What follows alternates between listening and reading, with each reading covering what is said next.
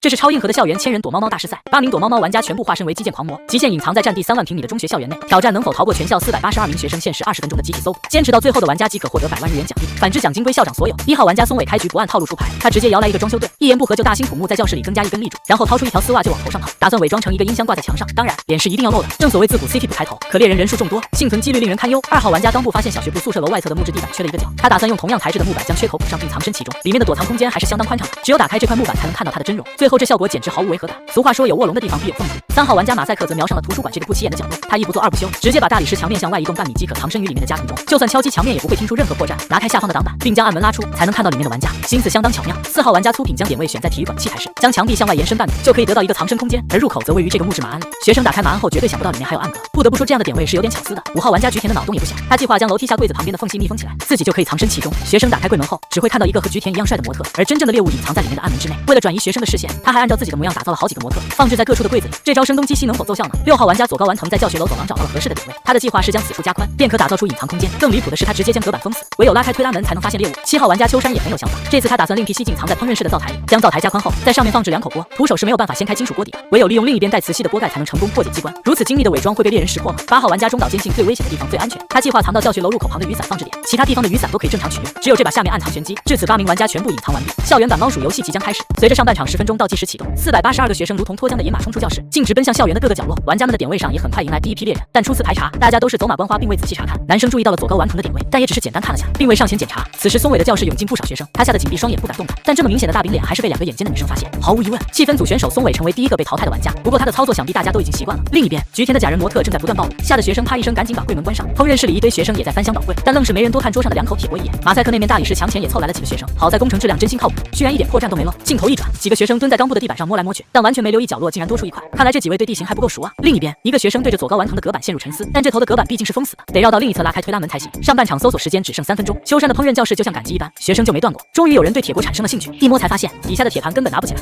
连铁锅都是焊死在桌子上的。事出反常必有妖，大家立刻围过来重点研究这个点位。只见机智的猎人顺手抄起一支笔，居然咔嗒一下把铁盘撬开了，里面的秋山直接暴露成为第2个出局玩家。与此同时，中岛这边情况也不太妙，有个男生好像觉得雨伞摆放点有点怪，立马呼朋唤友，吓得里面的中岛赶忙停下呼吸。学生们3下5除2就把那把有问题的雨伞拎了起来，中岛就这样被激活秒掉了。搜索继续，主场作战的学生们对校园一草一木熟得跟自己家似的，他们翻遍每个可能藏人的角落，是要把所有猎物一网打尽。刚布的地板又吸引了2个学生的注意，他们发现这块地板颜色怎么和旁边不一样？经过一番琢磨，终于精准找到了突破口，藏在里面的刚布惨遭淘汰。不得不说学生们的眼力真是绝了，本以为上半场就这么结束了，没想到压哨时刻还有惊喜。粗品的马鞍前围了一群学生，这么大的马鞍不查都说不过去。很快，下面的活动木板就被他们掀开了，可是里面并没有看到人。一个不死心的男生直接爬了进去，他随手轻轻一推，里面的暗门居然开了。刚好上半场搜索时间结束，只剩3名玩家还在苦苦支撑，学生阵营暂时领